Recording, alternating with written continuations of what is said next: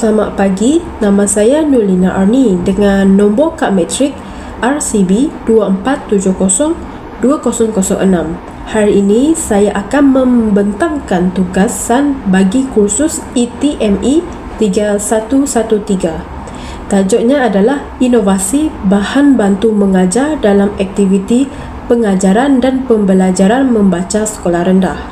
Pembentangan ini akan menerangkan aktiviti PDP yang dibangunkan, termasuklah bahan bantu mengajar atau PBM yang digunakan, serta bagaimana ia membantu murid meningkatkan kefahaman bacaan mereka. Dalam pengajaran dan pembelajaran bahasa Melayu, kemahiran membaca merupakan asas yang sangat penting kerana ia menjadi kunci kepada semua mata pelajaran yang lain. Tanpa kemahiran membaca, murid akan menghadapi kesukaran untuk memahami ilmu yang disampaikan. Oleh itu, guru perlu menggunakan bahan bantu mengajar atau PBM yang sesuai bagi menarik minat murid dan membantu mereka memahami teks dengan lebih baik. Dalam tugasan ini, saya memberi fokus kepada aktiviti membaca dengan penekanan pada kefahaman teks. Objektif PDP ini adalah untuk memastikan murid dapat memahami teks bacaan yang mudah dan sesuai dengan tahap mereka. Selain itu, murid juga dapat mengenal pasti beberapa perkataan yang sukar. Lalu kita bincangkan bersama untuk memberi pemahaman yang lebih jelas. Secara tidak langsung, aktiviti ini membantu murid menambah kosakata baharu dalam bahasa Melayu, sekaligus meningkatkan kemahiran membaca mereka. Ini ialah BBM pertama, iaitu lembaran aktiviti padanan. Murid akan diberi beberapa gambar tempat yang menarik. Contohnya Zoo Negara, Menara Berkembar Petronas, Gunung Kinabalu dan Bangunan Sultan Abdul Samad. Di sebelah gambar terdapat ayat-ayat ringkas yang menerangkan tempat tersebut, tetapi ia disusun secara tidak teratur.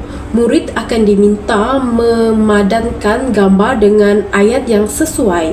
Aktiviti ini dapat membantu murid memahami makna teks secara visual dan ia sangat sesuai digunakan di sekolah rendah kerana lebih menyeronokkan serta mudah difahami.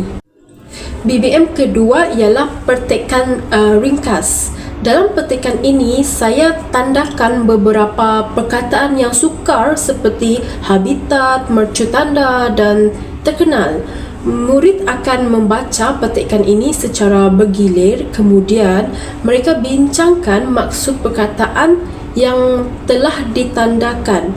Dengan cara ini, murid bukan saja membaca tetapi juga memahami makna perkataan dalam konteks ayat.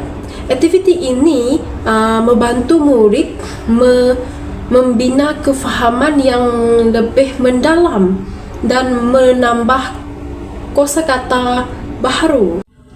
BBM ketiga ialah glosari mini. Saya menyediakan senarai maksud ringkas bagi perkataan sukar daripada petikan. Untuk aktiviti ini, saya juga menyediakan 3 buah glosari mini berbentuk buku kecil, iaitu saya beli sendiri di kedai.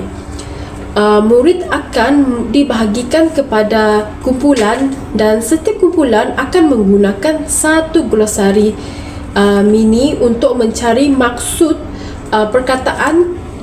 Dengan cara ini, aktiviti menjadi lebih interaktif dan murid belajar secara kerjasama. BBM keempat ialah kad pujian mini. Kad ini saya reka dengan kata-kata semangat.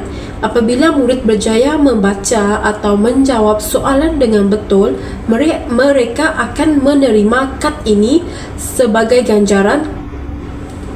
Kad Kaedah ini dapat meningkatkan motivasi murid, membuat mereka rasa dihargai dan menambah keyakinan untuk terus belajar.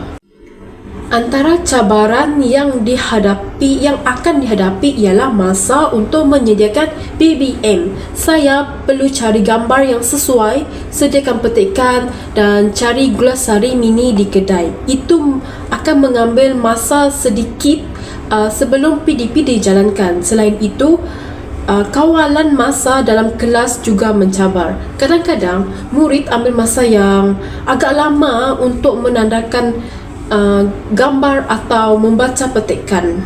Jadi, guru perlu pandai uruskan masa supaya semua aktiviti sempat dijalankan.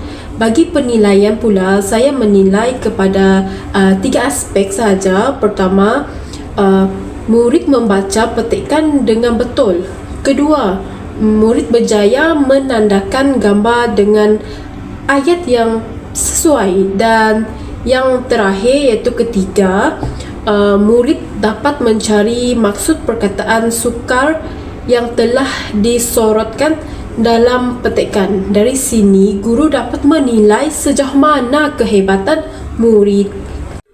Sebagai kesimpulan, penggunaan bahan bantu mengajar atau BBM yang dibangunkan ini berjaya menjadikan pengajaran dan pembelajaran lebih menyeronokkan. Dengan adanya BBM seperti lembaran padanan, petikan ringkas, glosari mini dan kad pujian mini, murid lebih mudah memahami teks bacaan.